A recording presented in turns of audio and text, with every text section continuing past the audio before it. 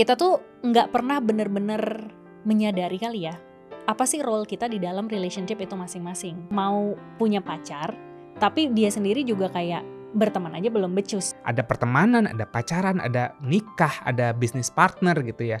Ini tuh bukan kayak tangga yang kayak abis temenan ya pacaran, abis pacaran nggak mungkin temenan lagi, nggak kayak gitu. Campuran status relationship ini tuh sebenarnya bisa jalan berbarengan. Ya. Jadi pertemanan itu akan menguat di saat kalian survive dari sebuah keadaan yang challenging. Kalau romance menguat di saat kalian berdua bisa menyenangkan satu sama lain. Nah, pernikahan kan nggak senang-senang doang. Ada pengen dong rasa-rasa kayak di treat so romantic, so sweet, kayak ada kesannya gentleman dan segala macam. But again, kita belajar itu dari mana sih? Dari movies zaman aku muda gitu kan, ataupun dari lagu-lagu gitu loh. It's a pop culture yang akhirnya membentuk stigma seperti itu. Sekarang standar TikTok gitu kan. Jadinya kita seakan-akan mengambil standar yang kita lihat di sosial media sebagai sesuatu hal yang lumrah dan harusnya itu wajar gak sih dilakukan sama semua orang. Padahal sebenarnya, do we really need that? Kita mau approach orang lain untuk jadi teman, kita bukan bawa diri kita, tapi yang kita bawa adalah seberapa penasaran kita sama dia. Pas kamu lagi deket sama aku, kan kamu juga lagi deket sama beberapa orang lainnya. I know you. Sekarang gue mau minta lo vulnerable di podcast ini.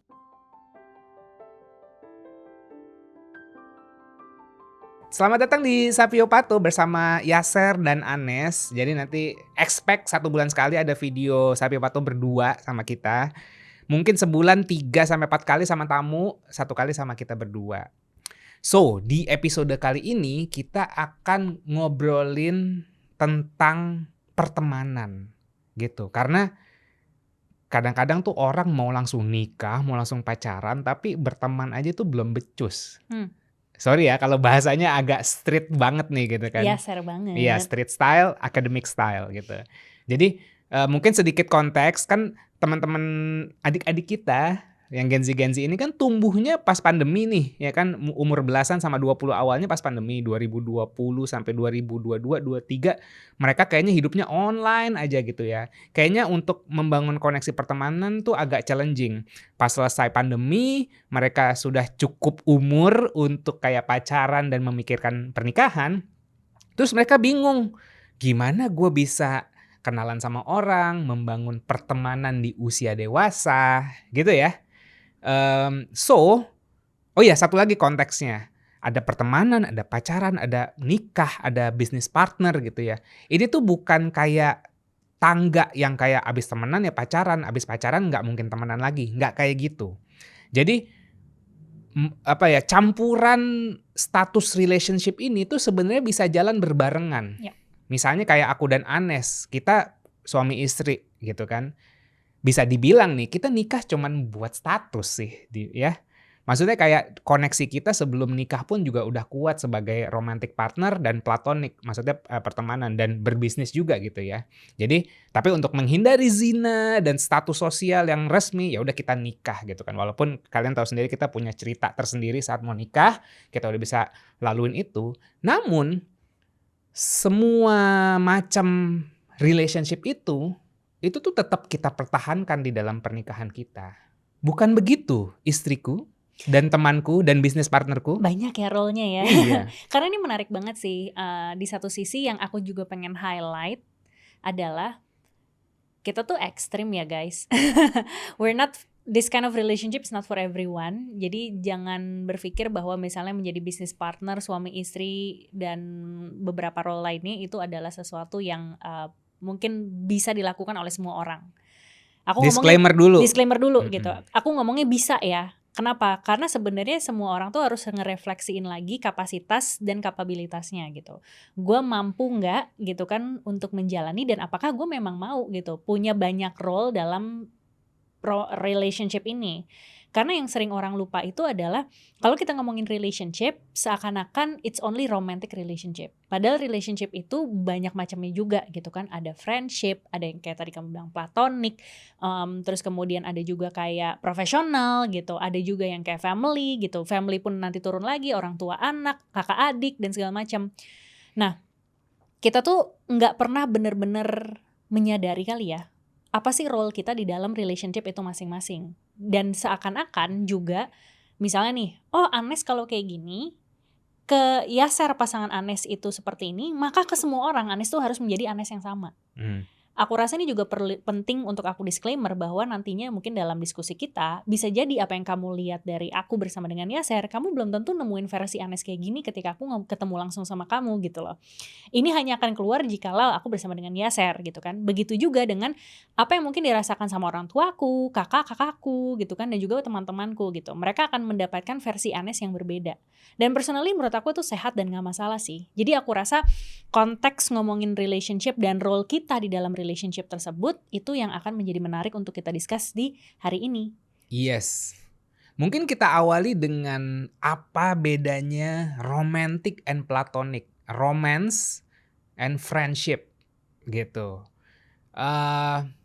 Kalau romance itu tuh kayak kita mencoba, ini bahasanya nyenengin satu sama lain. Gue di kepala gue tadi apa? Memberi kenikmatan satu sama lain.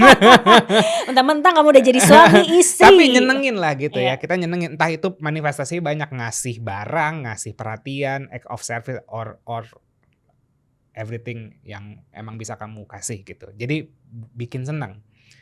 Simpelnya kalau temenan itu bikin ngeselin gitu. Gue mencoba nyolek batas-batas diri lo.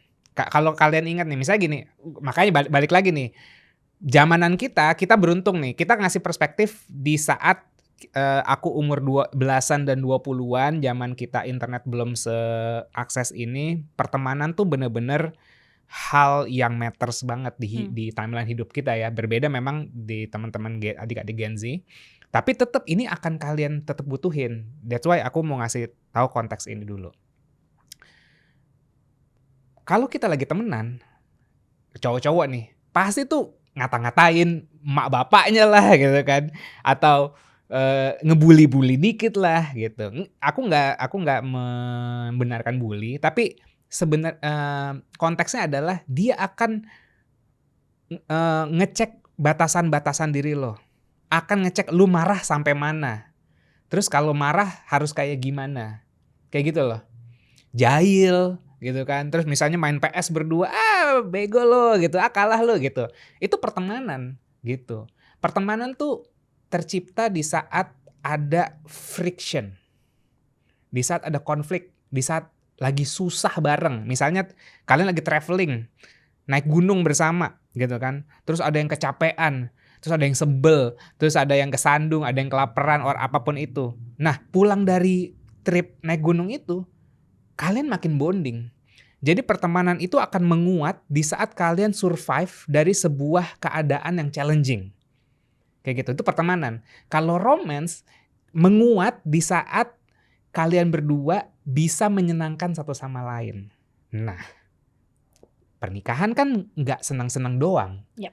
Gitu. Jadi esensi pertemanan di dalam pernikahan pun penting. Karena kan hidup berputar gitu. Mungkin kalau aku nambahin dari sisi psikologi dan academically sedikit ya.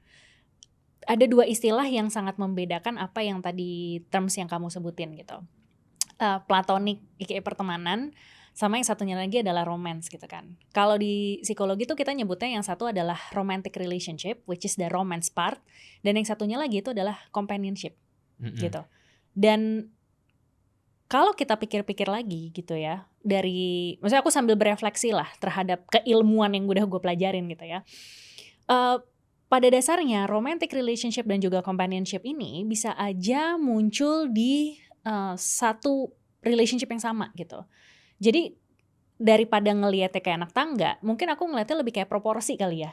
Anggap aja hidup kita tuh punya banyak role, dan role-role tersebut tuh bentuknya buletan. Jadi kayak ini ada buletan yang banyak, besarnya sekian gitu ya, saling beririsan dan segala macam. Nah itu adalah intersection atau gabungan dari role yang ada di hidup kita. Dan dalam romantic relationship ini ada sense of companionship dan ada sense of romantic relationship juga. Kalau kita masih di masa muda, masih di ke-hijack sama hormon, yang sering kali kita cari adalah si romantic relationship itu. Oh, seru banget sih dikasih bunga gitu kan. Ya ampun dia datang jemput kamu gitu. Jadi kayak deg-degsernya gitu kan. Terus kemudian keseruannya ngelakuin sesuatu hal yang baru gitu. Ada selalu kebaruan gitu. Itu yang akhirnya membuat orang mungkin merasa they feel like a romance gitu. Suka dinner bareng gitu kan, candlelight dinner gitu, nyobain hal ini, nyobain hal itu. Lu Akhirnya serius lu waktu pacaran candlelight dinner? Fancy banget masa muda lu.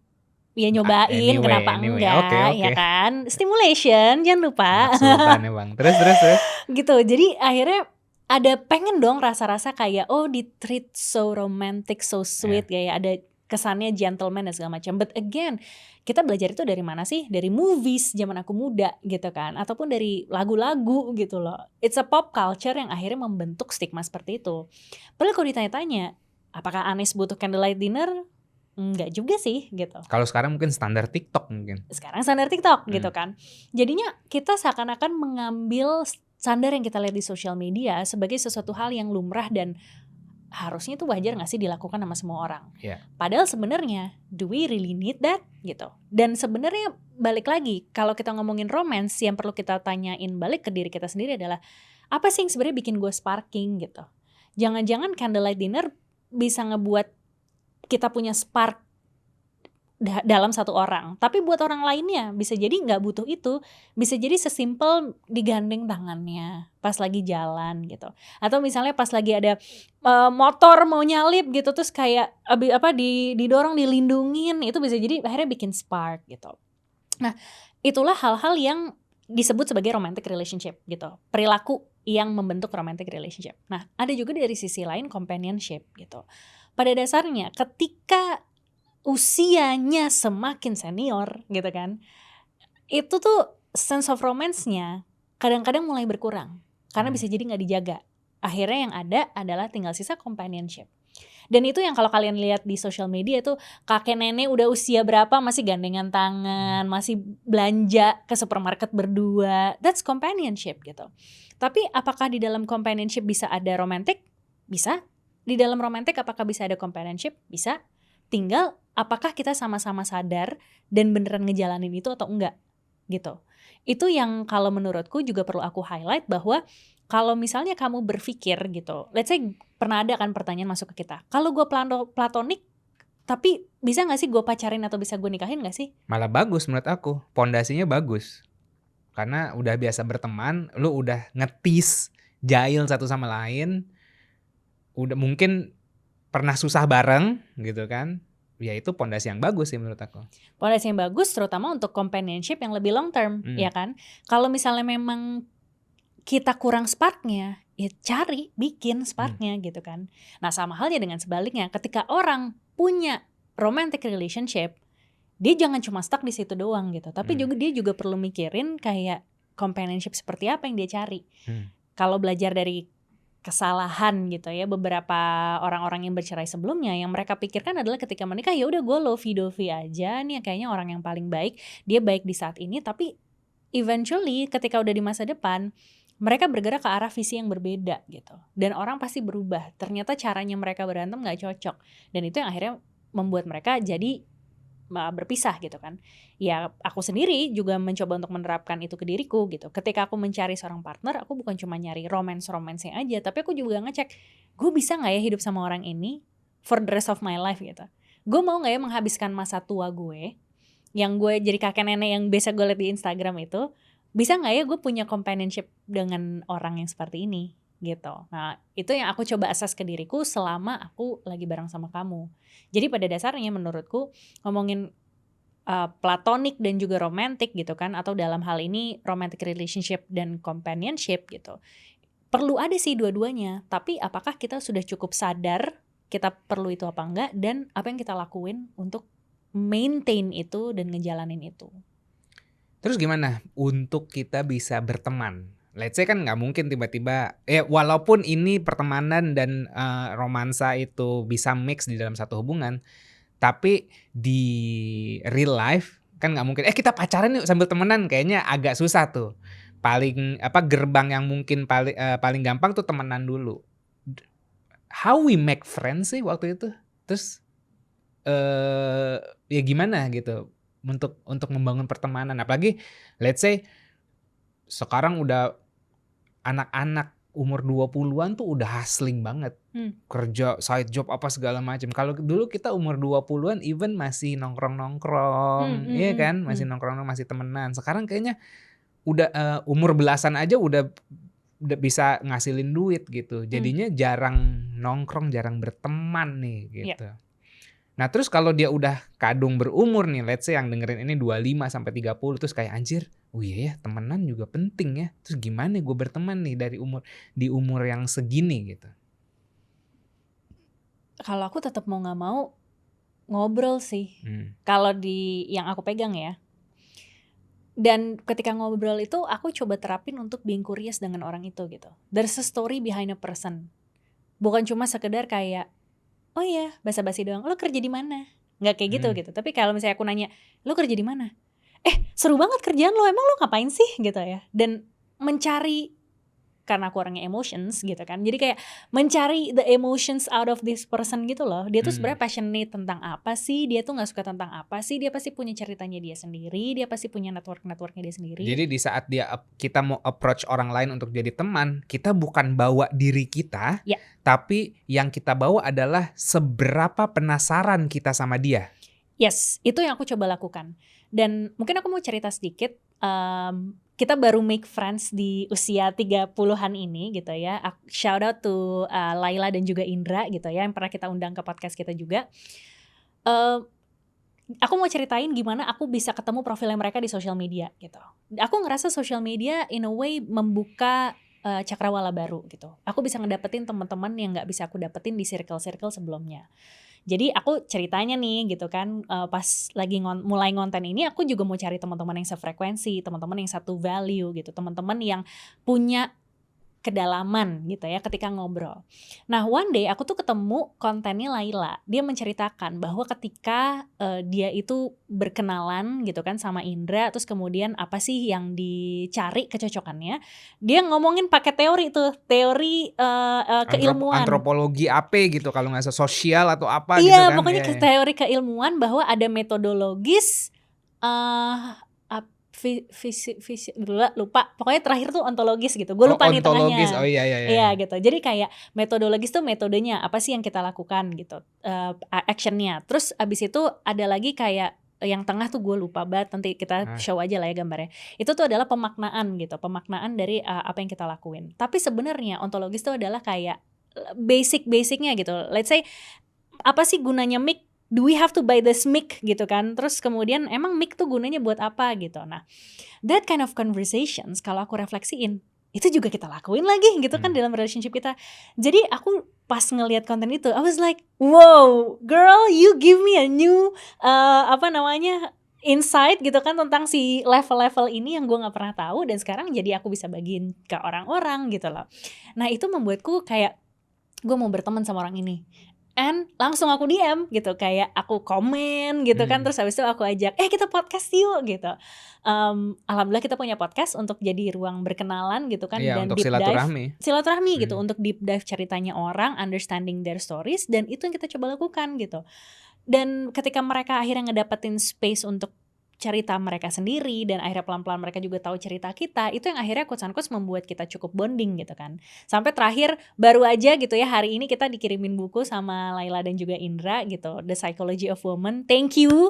Terus aku kayak gini, gue dikirimin buku sama teman gue gitu, meskipun kita belum deket banget, belum pernah nongkrong yang di luar gimana-gimana, tapi I feel like this is the kind of friendship yang gue pengenin sih gitu.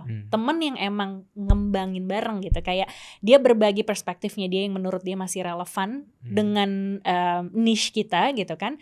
And for me it's very thoughtful, dan mereka nulis pesan di dalam bukunya, dan kamu tahu sendiri lah aku suka bikin-bikin pesan juga ke kamu gitu kan, note something gitu. Jadi oh my god, I found a friend gitu. Nah di situ aku ngerasa di masa dewasa ini, I think bedanya dengan Apa ya, masa-masa kita sekolah dan kuliah, kita kan zaman dulu mungkin seragam banget ya gitu, misalnya gue anak psikologi, ya udah belajarnya psikologi semua gitu, nggak pernah ada keragaman. Tapi ketika misalnya kita di dunia dewasa ini, banyak orang yang sebenarnya punya latar belakang yang berbeda, justru tuh bisa memberikan perspektif, cerita, wisdom gitu. Dan kalau aku sih, yang aku bawa akhirnya ngobrol dan curiosity. Dan itulah yang menjadi modalku untuk kayak bisa mencari teman baru dan maintain akhirnya teman baru. Jadi maintain juga rasa penasaran ke orang itu gitu loh. But that's me. Kalau kamu gimana? Tadi kan kita konteksnya di awal memang ngomongin podcast ini adalah untuk ngebantu teman-teman yang lagi single, yang mau punya pacar, tapi dia sendiri juga kayak berteman aja belum becus gitu kan. Malah menarik, aku jadi tertarik gitu. Kamu sebagai cowok yang merasa bahwa nggak punya banyak teman cowok, malah lebih banyak teman cewek gitu. Terus gimana cara kamu berteman sama cewek dan apa yang membuat kamu akhirnya bisa memisahkan, oh ini cewek yang bisa gue pacarin gitu ya misalnya, atau ini cewek yang emang cuma temen doang? Ini agak personal karena mungkin nggak semua cowok kayak aku. Hmm. Maksudnya ini cukup bias karena kan aku tumbuhnya di single mother. Jadi aku lebih nyaman ngobrol sama wanita. Karena kayak lebih adem. Soalnya kalau zaman dulu umur 20-an gitu ngobrol sama cowok tuh kencang banget, kompetitif, bawaannya tuh kompetitif, kencang gitu tuh kayak, "Apaan sih? Males gua berkompetisi-kompetisi," gitu. Jadi kalau ngomong jadi ya ada teman-teman cowok ada, tapi kayak, eee, untuk menggambarkannya kayak gini lebih gampang, aku lebih gampang nggak baper sama cewek karena aku bisa misahin kayak, ya udah ini teman cewek gua, ini yang mau gua incer. Tapi kalau yang jarang nongkrong sama cewek, biasanya cowok-cowok tuh bakal gampang kesengsem sama lawan jenis gitu loh, karena dia jarang mempaparkan dirinya ke gender lain, obrolan kayak gitu. Jadi, ya itu sesimpel karena background aku besar lebih banyak, bergaul sama cewek-cewek gitu. Jadi aku mungkin lebih gampang mengerti wanita gitu. Nah, mungkin pelajarannya dari situ adalah buat cowok-cowok nih gitu kan yang mau nyari cewek gitu, ya lu mesti memaparkan diri lu ke tongkrongan cewek juga sih, gitu. Nggak jadi yang kayak ngumpul brotherhood kuat nggak apa-apa, it's okay gitu kalau emang buat support system lu untuk memotivasi lo gitu kan. Kan ada tuh cowok-cowok yang kayak, "Ayo kita sukses bareng," terus saling nge-push satu sama lain nggak apa-apa. Tapi ya namanya juga lu nanti nikah, lu akan ada lu akan seatap sama seseorang yang feminin, wanita, ya nggak mungkin tiba-tiba ekstrim yang lu biasanya nongkrong sama cowok-cowok aja terus tiba-tiba lu nyari pacar terus lu nggak bakal biasa, lu bakal kaget, yang ada friksi dan konflik terus gitu. Jadi sebelum sebelum lu misalnya mau nyari pacar, nyari istri gitu kan, berteman dulu banyakin sama cewek, tapi nggak usah kayak langsung baper, "Wah harus gue pacarin nih," gitu. Tapi lebih ke gimana gue sebagai laki-laki bisa ngerti perspektifnya wanita. Itu dulu mungkin secara garis besar. Terus baru secara personal. Oke, ini ada 3 wanita yang gue kenal, tapi wanita yang A perspektifnya kayak gini, wanita B perspektifnya kayak gini, wanita C perspektifnya kayak gini. Oh oke, ada kesamaan secara kewanitaannya, tapi ada perbedaan masing-masing individu. Kayak gitu. Keberatan nggak ya obrolan gue? Enggak. Nggak kan, aman nggak ya?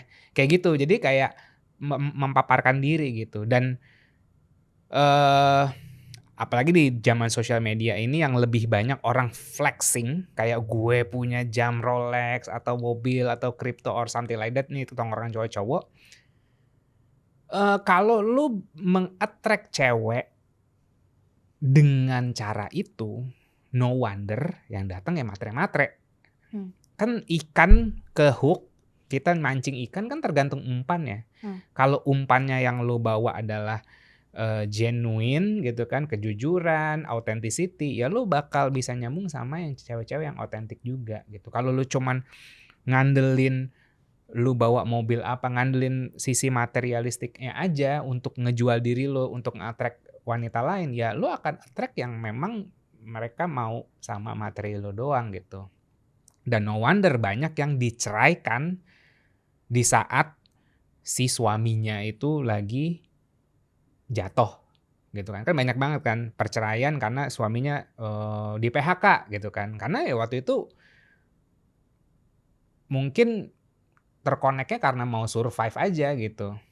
Jadi kalau mau pernikahannya langgeng, mau hubungannya langgeng, ya connect-nya tuh based on emotional, based on authenticity gitu. Dan jujur sulit umur 25 sampai 30 untuk menjadi otentik di tengah segala macam standar sosial ini. Ya itulah tantangannya kalau lo mau jadi pribadi yang berbeda gitu kan. Ya emang harus melepaskan itu. Oke, aku mau nanya lebih dalam tapi Nah, sambil ngerangkum tadi staging obrolan kita nih. ah, Jadi mungkin kalau tadi aku lebih bantu untuk jelasin gimana kita cari teman baru di usia dewasa, lalu kemudian Yaser juga akhirnya menjelaskan tentang terutama kalau misalnya kita udah mulai beda gender nih gitu kan, beda gender, kemudian ya udah paparin diri dulu aja gitu. Mungkin dari situ lo akhirnya bisa kelihat perspektif-perspektif lain. Sekarang gue mau minta lo vulnerable di podcast ini. Anjay. Oke. Pas kamu lagi deket sama aku kan kamu juga lagi deket sama beberapa orang lainnya. I know you. Oke, berarti kalau anggapannya tadi ada cewek 1, 2, 3, saat itu terjadi di diri kamu, ya kan? Iya, Bahwa iya, oke, iya. ini ada 3 cewek sekaligus gitu Iya. kan, yang memang ada di satu waktu dan gue bisa punya privilege untuk kayak yang ngecek dan memilih, gitu Oke. kan? Ya lu juga banyak pilihan pas sama gua kan juga Ya lu udah banyak. biasa aja Oke, dong, oke. kan gue lagi bikin seru. Oke, terus. Tenang, itu ntar gue ada waktunya. Oke. Oke, jadi di momen itu kan ya kita namanya juga kenalan, belum ada komitmen apa-apa, sangat diwajarkan ketika misalnya kamu punya beberapa perempuan lain yang dikenalan gitu kan. Oke, udah mulai memaparkan diri ke beberapa wanita lain. Nah waktu itu kan kamu akhirnya harus memilih dong gitu, memilih perempuan mana yang akhirnya mau gue ajak quotes unquote lebih serius, atau moving on ke romantic relationship. Ada juga sih yang move on ke romantic relationship selain gue gitu kan. Tapi kayak gimana kamu waktu itu memisahkan yang ini teman aja, ini teman yang gue pertahankan, ini teman aja tapi masanya udah berakhir, atau ini adalah orang yang tadi gitu, maksudnya kalaupun gue move on ke relationship yang berikutnya, gue tetap masih bisa berteman sama orang ini gitu. Waktu itu apa yang kamu lihat dan perhatikan? Dari semua kandidat nggak ada yang aku jadiin teman karena saat itu memang niatnya adalah gue mau deketin dia untuk jadi pacar. Gitu. Jadi di saat kayak aku memilih kamu, mereka nggak ada yang jadi temen. Karena ngapain? Maksudnya kayak gue mau fokus dulu ke lo, gitu kan. Nah tapi kenapa akhirnya aku milih kamu? Ya karena yang less tantruman. Interesting. Ya less tantruman means kayak lo lebih cerdas emosional. Kenapa itu penting buat kamu? Penting banget karena kayak aku tumbuh di keluarga Padang yang sangat chaos dan gak bisa ngeregulasi emosi gitu kan. Pokoknya kalau di dalam rumah tuh panas aja bawaannya. Makanya kayak aku udah keluar dari rumah kan sejak SMA sebenarnya, aku udah ngekos. SMP aja rumahku di Depok, SMP ku di Cipinang. Itu sengaja jauh-jauh supaya gue pulangnya lama gitu, biar gue gak di rumah lama-lama gitu. Intinya di rumah itu gue gak betah karena panas, karena semua orang yang gak bisa meregulasi emosi. Di saat dapat yang adem, ya ini yang gue butuhin, ini yang, dan ya aku ngerasa kayak ini yang paling adem gitu. Kayak gitu. Jadi yang lain-lain ya akhirnya bye-bye, gak aku temenin lagi. Dan waktu itu sense of friendship apa yang kamu dapetin dari? Karena kita bisa ribut. Kan di chat pertama kan juga aku ngajakin, dalam tanda kutip ngajakin debat kan gitu. Aku di pertama kali kita ngechat di Tinder itu udah aku ajakin dalam tanda kutip debat, terus kita teleponan. Jadi kayak roller coaster emotion, dari yang ketawa ketiwi, sweet terus nyolot-nyolotan, itu aman. Aku kayak aku lagi ngecek tuh keamanan emosionalnya kamu gitu loh. Gua ajak ke sini, oh aman, gua ajak ke sini aman. Oh oke gitu. Itu fondasi yang penting buatku gitu. Yang ngeceknya gimana ya? Cari ngobrol gitu. Terus ngobrolnya gimana untuk ngecek itu gitu kan? Ya lu wawasan lu mesti luas sih gitu. Gimana ngecek obrolan yang ini menjurusnya ke romance, ngecek obrolan yang menjurus ke pertemanan gitu. Oke. Jadi setelah memaparkan diri ke lawan jenis gitu kan, eventually ketika kamu tahu apa yang kamu butuhin, misalnya kayak, oh gue butuh yang emosionalnya adem nih gitu kan, Mm-mm. akhirnya ketemu aku, kamu jadi lebih punya gambaran kayak, oh oke, ya udah this is what I need gitu.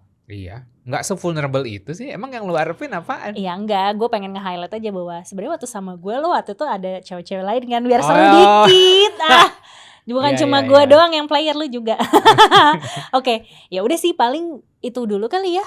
Cukup short and sweet buat teman-teman yang mungkin juga lagi masih single gitu kan, dan punya aspirasi untuk moving on gitu ke relationship yang lebih romance gitu kan. Meanwhile kalian sendiri juga masih struggling dalam berteman gitu. Nggak apa-apa, coba paparkan diri dulu aja ke beberapa gender lain. Kalau emang belum bisa ya mulai dulu dari tahap yang paling aman, which is mencari teman dari gender yang sama dulu, Iya. tapi juga punya background yang berbeda-beda gitu. Jadi at least Main lu yang jauh. Yes. Paparin ke orang-orang yang berbeda, simpelnya gitu kan. Mulai dari mungkin gender yang sama, and then ada staging lagi ke gender yang berbeda dengan latar belakang yang berbeda. Eventually kamu yang akan tahu gitu, dari beberapa pilihan itu mana yang akan kamu pilih dan menjadi terbaik untuk masa depan kamu. Anjay. Oke, tutup Bang. Oke. Short and sweet aja. Nanti kalau ada mau request obrolan apa, tulis di kolom komen. Dan sampai jumpa di Sapio Pato berikutnya. Bye-bye. Bye-bye.